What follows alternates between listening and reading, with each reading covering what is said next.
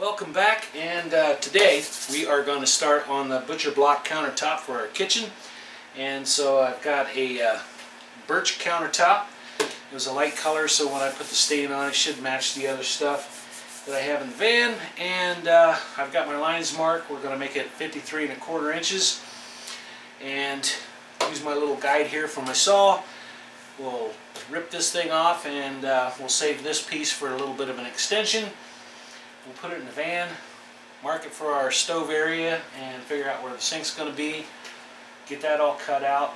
Then sand it and stain it, and get it all varnished up. So that's the ticket. So let's get to cutting.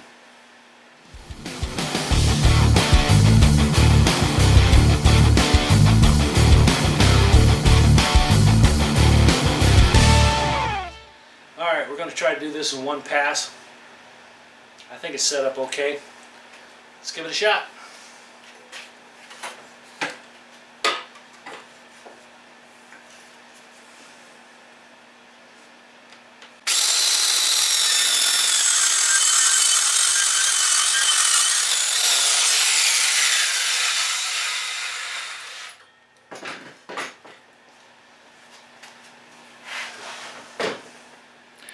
Okay, so that worked out fine. We got it cut to length, and now I think what I'm going to do is just go ahead and clean this up. We're going to sand this down, and we'll take it out in the van, put it in place, and well, make some other marks. So let me go ahead and get this all sanded down, and then we'll get this in the van.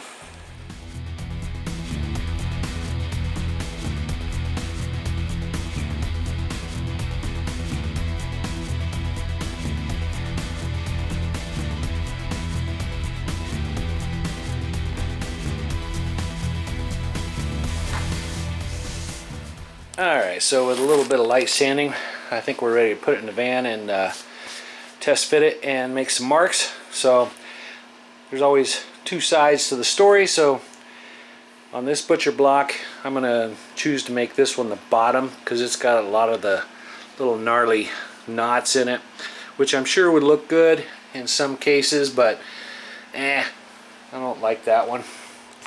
So on this side is nice and smooth and knot free, so we're going to choose that for the top, and yeah, I think that's going to work better.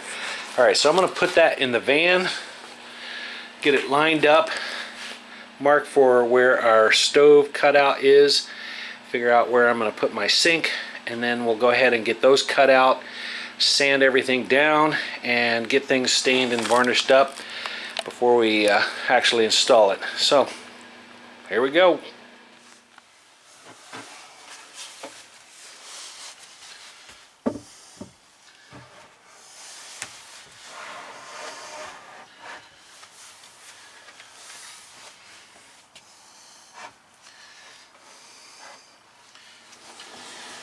Perfect height. Alright, so now what I'm going to do is just go ahead and make sure I got the correct dimensions, because I'm going to overlay that about 1/4, I think, all the way around on the back side, and on this side we should have about 1/2 inch on the face here once it's done, and just hanging over ever so slightly here on the back. So let me get my square measurements and all that good stuff, set it in place, and we can start marking for our holes. Yep, fun part. Alright, so I do have my lines scribed where I need to cut, and then I marked for where the placement of the sink will be. So now we are going to attempt to cut this notch out here, and skill saw is probably not one of my favorite tools, and well, truth be known, I'm not that great with the skill saw, but we're going to give it a shot and see if we can't get this cut out. I'll have to use a jigsaw around the corners here once we get the bulk of it done. And then for this, instead of using a jigsaw or drill bits and all that good stuff, we are going to put it on the CNC and buzz out the hole. So I think once I get this probably cut out and fit one more time in the van just to see how it looks, Then we're going to go ahead and sand everything, get it stained and varnished before we cut this hole out, because they say once you take the wrapping off the butcher block, you have about 48 hours before, well, they say to stain it and all that good stuff within 48 hours. I don't know what'll happen after 48 hours, and I don't want to find out. So let's cut out some notches.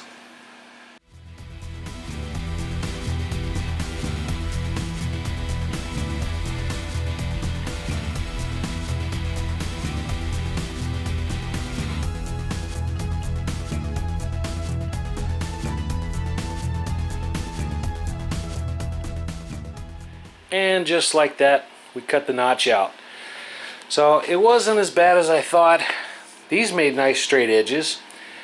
From about right here to here made nice straight edges.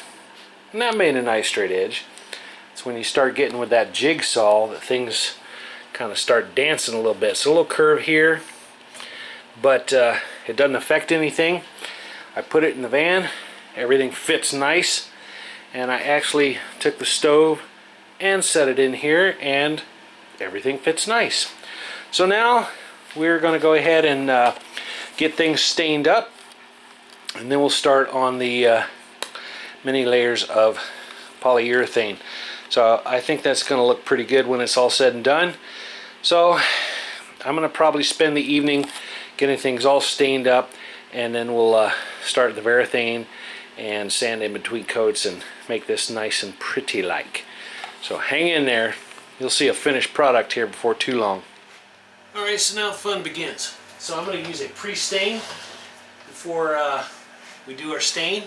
So I'm going to go ahead and apply the pre-stain on the top side, and then once that's cured and ready to go, we'll go ahead and stain the top. Then we're going to flip it over, and I'm just going to use the polyurethane on the bottom. I'm not going to stain the bottom. Then we'll flip it back over and finish out the top with polyurethane. So let's get going.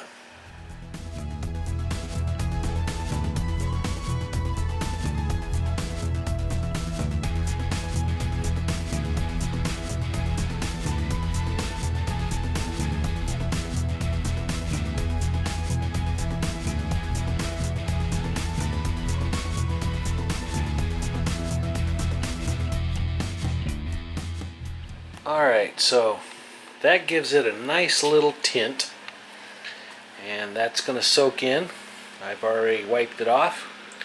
So we're going to let that sit there for about an hour. Then we're going to come back and apply our stain. I think that's going to look pretty nice once it's all said and done.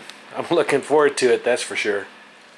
Alright, it's been about an hour, and now we're going to go ahead and apply our stain.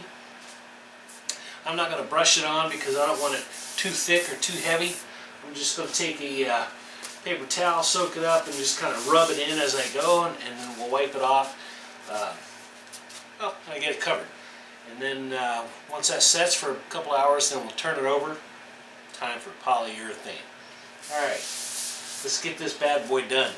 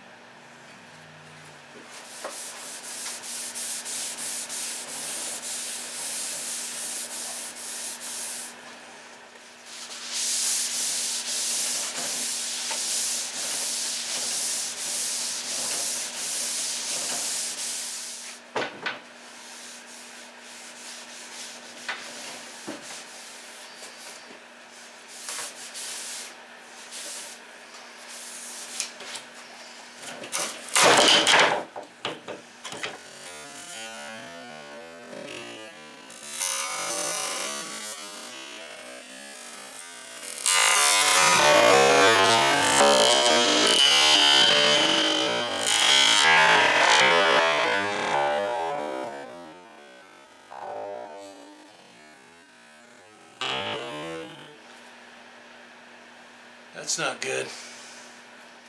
Well, to be honest, I thought that might happen, being this is such a narrow piece. What I shouldn't have done is lifted on this frickin' end, because I snapped it right on that stupid seam right there. Alright, well, I put a good amount of glue in there, got things down, clamped together. Worst case scenario is I might have a little bit of a line here once everything's sanded and restained. And I just won't pick it up from that section any longer. Alright, so we're going to try that.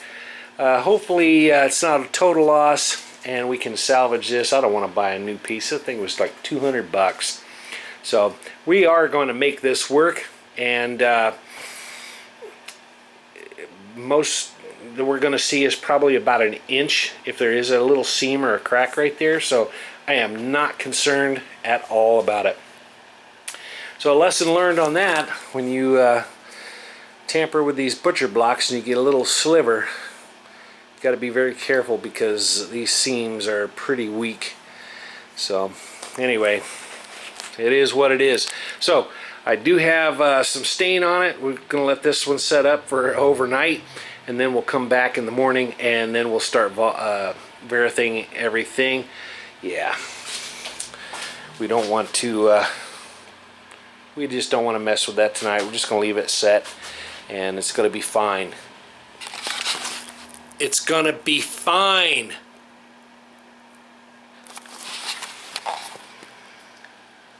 But it's looking pretty good. Alright, so this is where we're at. I've got everything all stained up and getting ready to put on the polyurethane. I did glue this end back on, and it seems to be holding pretty well. So now it's time for the polyurethane, and this piece here will be an extension to this side here when the cabinet's in, and give me a little bit more counter space. Okay, so on with the polyurethane. Alright, now we've got our CNC ready to go. I've got our butcher block countertop sitting in place. I've got it fastened down around the edges so things don't shift and move. I've got the G-code loaded, and we're getting ready to start. So this is always the nerve-wracking part, because you're hoping that you got everything set up right. This is a one-time shot, and if you screw it up, then you got to start all over again. And yeah, I wouldn't be looking forward to that. So now what I'm going to do is go ahead and get everything synced up, load it up, and fire it up. And we'll see how well it cuts out, and then we'll test fit everything, make sure everything works. So let's do it.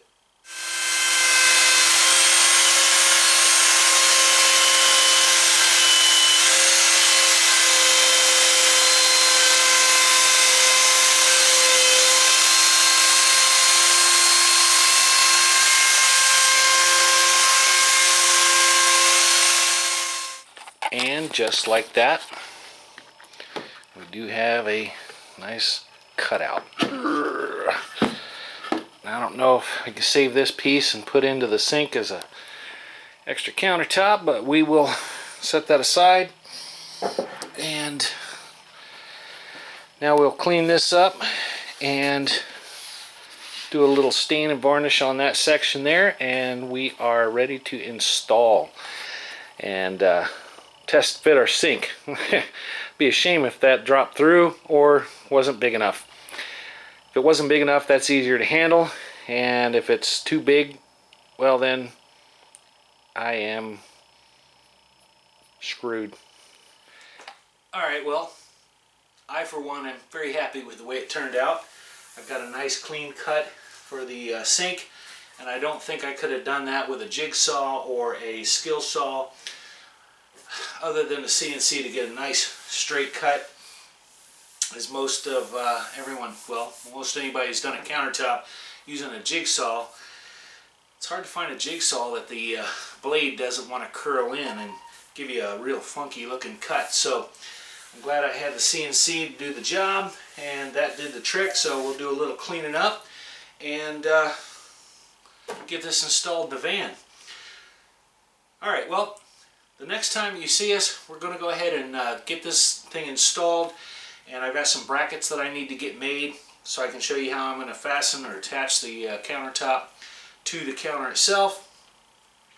We'll get the sink in place, make sure everything fits, and then we can slide that stove in, get it locked in place, get it out of my garage. It's taking up a little bit of room. Alright, well, appreciate you following along, and if you keep staying tuned, you'll see how the van turns out.